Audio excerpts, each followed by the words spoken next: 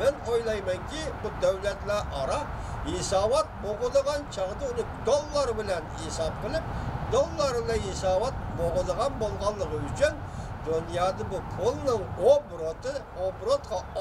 obrotga qatnashi bu cho'qim Amerikadan o'tadi deb o'ylayman vatan. Bu cho'qim Amerikadan o'tadi, Amerikadan mamadu bu ish deganga. Chunki dollar Amerikaning dollari. Dollar Amerikaning qo'lida. Bu dunyoning qayerdak aylanib yurgan, butun dunyoni aylanib yurgan dollar Amerikaning. Boshunda o'ylasak agar Magnitskiy qonuni bo'yicha yoki kishilik huquqni dafsanda qilishni qilish qonuni bo'yicha masalan Çin bo'lgan embargo yurgizgan bo'lsa yoki Xinjiang Uyg'ur avtonom rayoniga embargo siyosatini qo'llanadigan bo'lsa, ana shahrini men shunday o'ylayman, yo to'g'ridir yoki men xatodir.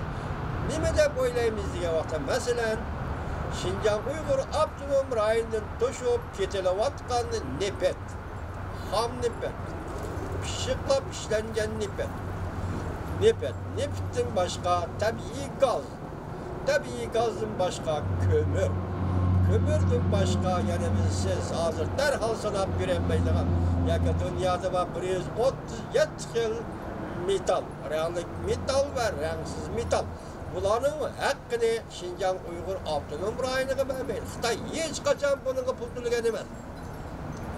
O'tgan leksiyada sizlarga so'zildim, ayni vaqtga sobiq sekretar Sun Xalyam Beijingga qo'lini uzatib bizga shu yoqda Xinjiangga kelayotgan neftning puli haqqi uchun, tabiiy gazning puli haqqi uchun faqat 1% qo'yib qo'ydi.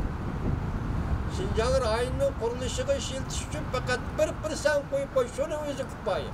Biz 1%lik mablag'ni Xinjiangning qurilishi uchun 100% o'rinda ishiltaylik. Shu Xalyangni bir ay qolmayla sekretarlikda elib vatandoshlar. Bugün şunda aytqanda yuqorida aytdik, obrot dollarning obroti Amerika Qo'shma Shtatlardan o'tadi. Agar Xinjiang yoki Xinjiang Uyg'ur avtonom rayonidagi hukumatga shunday embargo siyosati yurgiziladigan bo'lsa, vaqtda nima ishlarning bo'lib ketishi tasavvur qilyapman. Ben bunu adetiga urushdimmi yomonmiki deb faraz qildim. Lekin Amerika Qo'shma Shtatlarning hozirgacha kishilik huquq masalasi bilan ikkinchi bir davlatga yoki bir shirkatga embargo yurgizganligini men anlamadim yoki materiallarda ko'rmadim.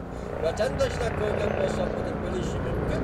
Lekin bu yerda siz diqqat qilgan bir nuqta shuki, muqaddam Malnovskiy palata a'zosi Amerikada Malnovskiy gayet tez arada, yoki 3-oyda embargo yurgizgan shaxsiylarning ismini o'ttirib elib chiqishlar kerak. Buningda kimlarning bor ekanligini biz bilmaymiz, lekin elib chiqishlar kerak. Bunlar jiddiy ish. Demak, buning ichiga agar Xinjiangga kirgizilgan bo'lsa, avtonom rayon, Uyg'ur avtonom rayoni kirgizilgan bo'lsa, hukumat darajasida kirgizilgan bo'lsa, bu vaqtda ish Beknazım kılıdı hürmetli vatandaş. Ben bugün diksiyalarında bir şey elip geldim, bir şey taklif kıldım. Yani kilovatka vaziyette orasında haberleri tamamla silahla konuşup, tamamla taklif kılıp durmaz. Benim bugünkü tahlilimde silah oylap bakımla, kim yalırım olsa dolaplarla, hoş yalırım olsa Allah'la hürmetli